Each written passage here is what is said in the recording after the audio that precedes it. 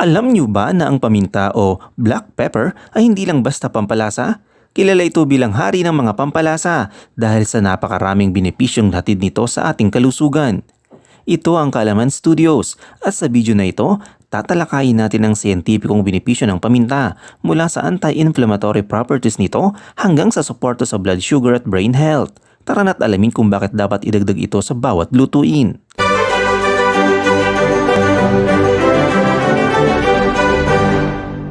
Ang black pepper ay ginagawa sa pamamagitan ng paggiling ng peppercorns, mga tuyong bunga ng halamang Piper negrum. Bukod sa pagiging pangkaraniwang pampalasa sa kusina, ginagamit na rin ito sa Ayurvedic medicine sa loob ng libu-libong taon dahil sa taglay nitong potent plant compounds. Ang pangunahing aktibong sangkap nito ay ang piperine na responsable sa maraming benepisyong pangkalusugan. Narito ang ilan sa mga benepisyong hatid ng black pepper na suportado ng agham.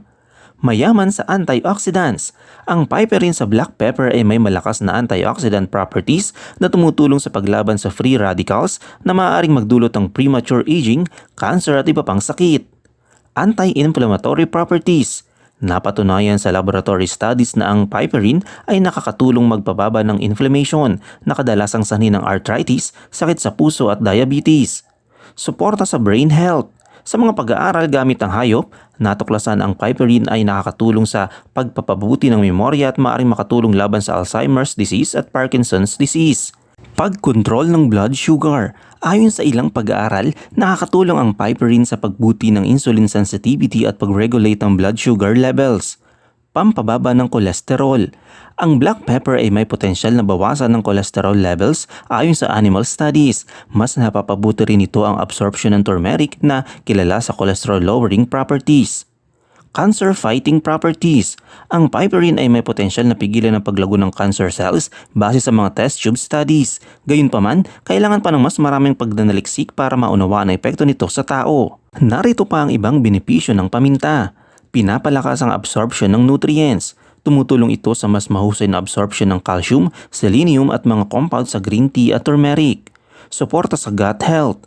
Nakakatulong ito sa pagdami ng good bacteria sa ating tiyan. Natural pain reliever. May potensyal ang piperine na magbigay ng ginhawa sa pananakit ayon sa rodent studies. Nakakabawas ng appetite. Sa isang maliit na pag-aaral, nakita na ang black pepper ay maaaring magpababa ng gana sa pagkain. Ang paminta ay higit pa sa karaniwang pampalasa. Ito ay isang natural na pampalakas ng kalusugan. Sa simpleng pagdaragdag nito sa inyong pang-araw-araw na pagkain, maaari ninyong maramdaman ang mga benepisyo nito. Kung nagustuhan ninyo ang video na to, huwag kalimutang mag-like, mag-subscribe at i-share sa inyong mga kaibigan. At magkita-kita tayo sa susunod na episode.